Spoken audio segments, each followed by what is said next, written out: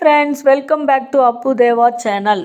செல்வம் இல்லையா, ஆரோக்கியம் இருக்கிறதே என்று ஆறுதல் கொள்ளுங்கள். ஆரோக்கியம் இல்லையா, அறிவு இருக்கிறதே என்று ஆறுதல் கொள்ளுங்கள்.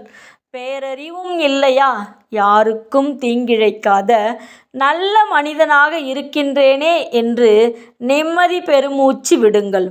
ஏனெனில் நல்ல மனிதனாக இருத்தல் என்பதே இன்றைய பொழுதில் பெரும் அருட்கொடைதான்.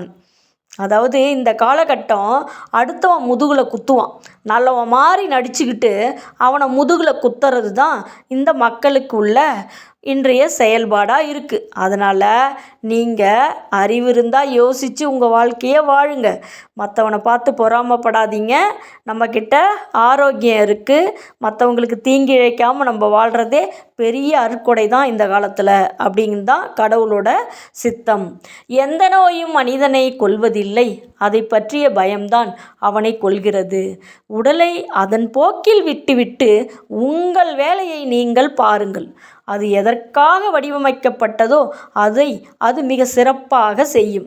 இப்போ மிஷினை கண்டுபிடிச்சது மனுஷன்தான். அந்த மிஷினை நம்ம போட்டு விட்டால் அது மட்டும் ஓடிட்டுருக்கு. அது நிற்கிதா என்ன, நம்மளை மனுஷன் பார்க்குறானான்னு செக் பண்ணுதா? இல்லைல்ல. அந்த மாதிரி தான் இந்த உடலையும் உயிரையும் கொடுத்தது இறைவன். அவர் இயக்குறாரு, அது இயங்குது. நாம் ஏன் அதை செக் பண்ணிக்கிட்டே இருக்கணும், உயிர் இருக்கா இல்லையா அப்படின்னு? பயப்படாமல் நம்ம பாதையில் போயிட்டே இருக்க வேண்டிதான்.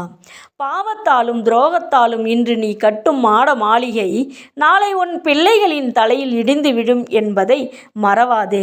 இப்போ நிறைய பேர் சொத்து சேர்த்து வைப்போம். அந்த சொத்து நல்லா உழைச்சி கஷ்டப்பட்டு வேர்வை சிந்தி வாங்கப்பட்டதாக இருக்கணுமே தவிர அடுத்தவங்கிட்டேருந்து அபகரித்து அடுத்தவனோட பொருளையும் பொண்ணையும் அபகரித்து வாங்கக்கூடியதாக இருக்கவே கூடாது.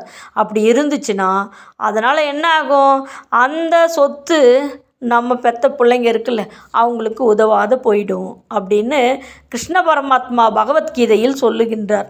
அதாவது கிருஷ்ணர் உபதேசம், அர்ஜுனனுக்கு கிருஷ்ணர் உபதேசம் பண்ணுவார்.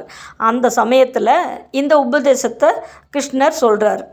இதை நாமளும் இந்த கலியுகத்தில் நமக்கானதாக எடுத்துக்கிட்டு நல்ல அறத்தோட பொருள் ஈட்டி வாழணும் அப்படிங்கிறது தாங்க. Okay, bye, see you next வீடியோவை அனைவருக்கும் ஷேர் பண்ணுங்கள்.